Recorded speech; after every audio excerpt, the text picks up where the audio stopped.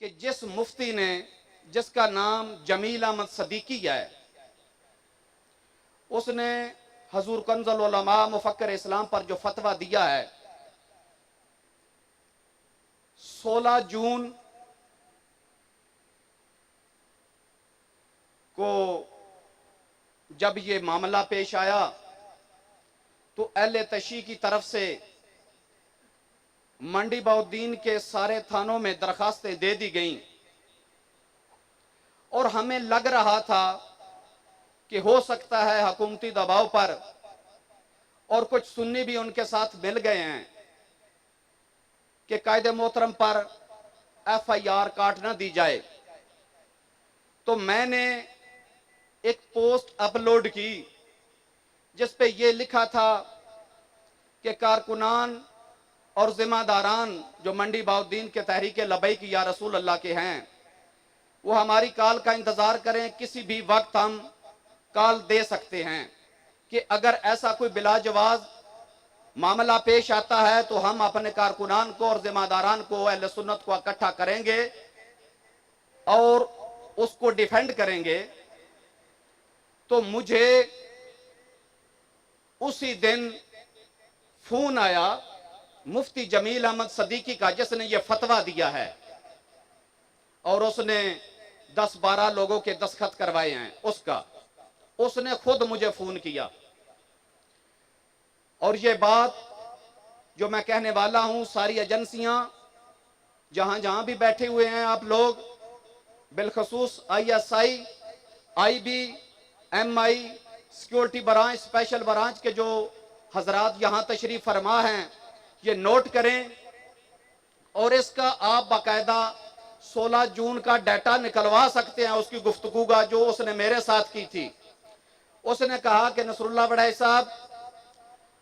ये लफ्ज थे उसके कि आपकी मैंने पोस्ट देखी है, क्या मामला है? तो मैंने उसको कहा कि मामला कोई नहीं, मेरी बात DPO साहब से हो गई है और जो सारे DSP साहिबान हैं उनसे भी हुई है और वो कह रहे हैं कि ये बिलाजवाज पर्चा है, हम इंशाल्लाह नहीं देंगे। तो ये उस सिलसिले में ये पोस्ट थी, इसलिए हमने अपलोड की, तो अब तो वो कोई मामला नहीं रहा। ये मैंने उसको कहा और उसने जो मुझे जवाब दिया, उसने कहा कि वड़ाई साहब ऐसी कोई बात नहीं, इस पे कोई फतवा नहीं लगता, इस पे कोई पर्चा नहीं होता और ना ये कोई गुस्ताखी है, ये गुस्ताखी नहीं है, इस पे कोई पर्चा नहीं, कोई फतवा नहीं। और उन्होंने कोई बात कंजुल उलमा ने गलत नहीं की,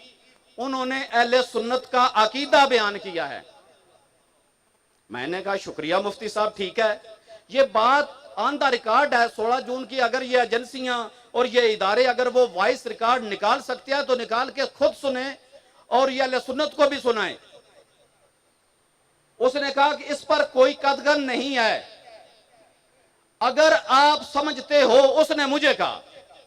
अगर आप समझते हो तो किसी फोरम पर, चाहे वो सरकारी हो या गैर सरकारी हो,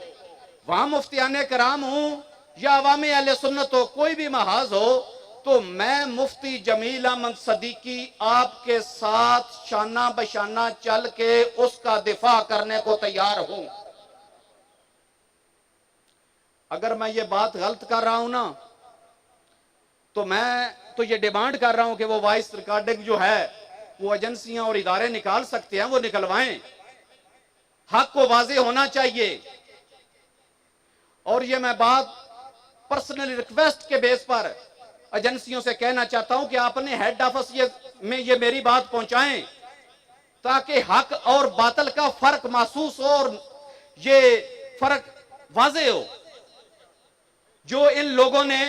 हमारे साथ 2 नंबरी और बदमाशी की है, मैंने कहा मुफ्ती साहब आपका शुक्रिया, जब आपकी जरूरत पड़ेगी तो मैं इंशाल्लाह जरूर आपकी ये जो आपने ऑफर की है इस पे गौर करूंगा और आपको बुला लिया जाएगा। 3-4 दिन गुजरे, ये बात मैंने अपने तहरीके लबैक या रसूल अल्लाह के सारे साथियों को बताई बेल लाकर मेरे साथियों ने यह मुझे मशवरा दिया कि आप कायदे मिल्लत इस्लामिया कंजुल उलमा हजूर मुफ्ती डॉक्टर मोहम्मद अशरफ आसफ जलाली के गोश गुजारें। तो मैंने अपने अजीम से अजीम तर कायद की बारगाह में यह बात अर्ज कर दी,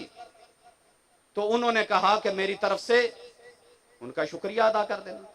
मैंने कहा ठीक है। 4 दिन गुजरे तो मैंने मुफ्ती साहब को फोन किया, असर का टाइम था गालबन,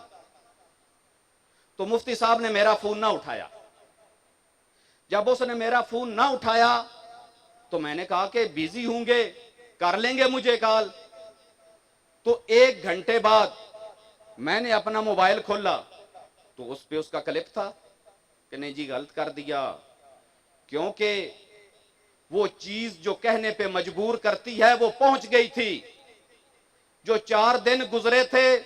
उसमें ये सारा बंदोबस्त हो गया था,